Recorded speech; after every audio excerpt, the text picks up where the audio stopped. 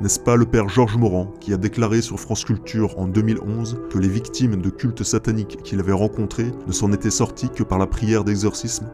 L'une des principales activités de Jésus-Christ lorsqu'il foulait du pied cette terre n'était-elle pas de chasser les démons, de délivrer les malades par la prière? Certains de ces malades, guéris par le Christ, avaient-ils un fractionnement de la personnalité? Dans son livre Jesus the Evidence, Ian Wilson avance la thèse que les nombreuses personnes possédées ayant été guéries par Jésus-Christ souffraient possiblement d'un trouble dissociatif de l'identité. Aussitôt que Jésus eut débarqué, un homme sortant des tombeaux et possédé d'un esprit impur vint au-devant de lui.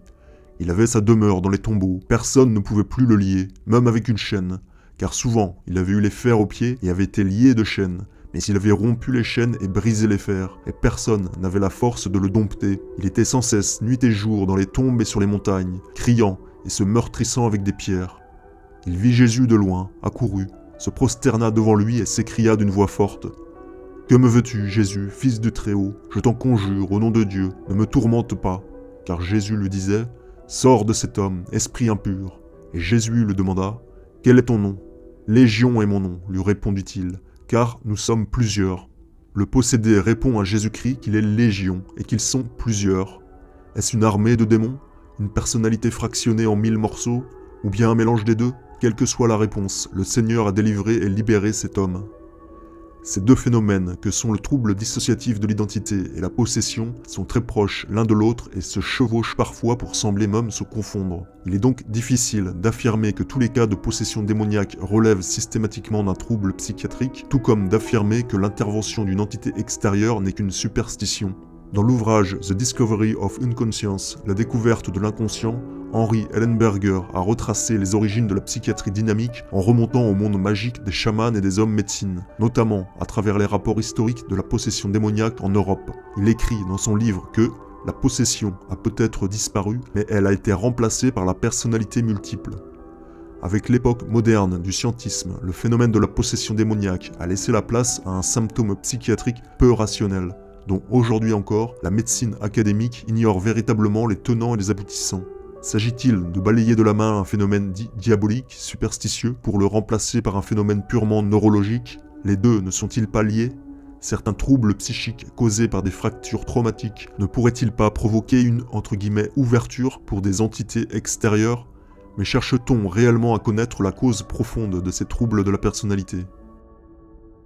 Nous lisons également dans la Bible: L'Esprit du Seigneur, l'Éternel est sur moi, car l'Éternel m'a donné l'onction. Il m'a envoyé pour porter de bonnes nouvelles à ceux qui sont humiliés, pour panser ceux qui ont le cœur brisé, pour proclamer aux captifs leur libération et aux prisonniers la délivrance. Lorsque la Bible parle de, entre guillemets, cœur brisé, il est naturel de penser au premier abord qu'il s'agit là du sens figuratif, une métaphore que l'on utilise parfois pour qualifier une relation romantique, notamment par l'expression « il lui a brisé le cœur ». Mais tout comme Jésus-Christ a déclaré « Mangez, ceci est mon corps, buvez, ceci est mon sang », cette expression de « cœur brisé » n'a rien de figuratif ou de symbolique. Voici ce qu'explique John Eldredge à ce propos. Lorsque Ésaïe parle du cœur brisé, Dieu n'utilise pas une métaphore. En hébreu, cela se dit « leb shabar », leb pour cœur et shabar pour casser.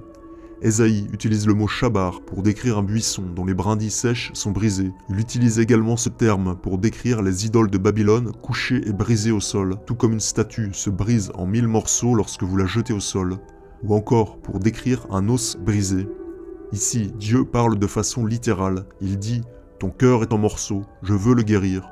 Le mot hébreu « leb », en plus de signifier cœur, peut également se traduire par esprit, âme ou conscience.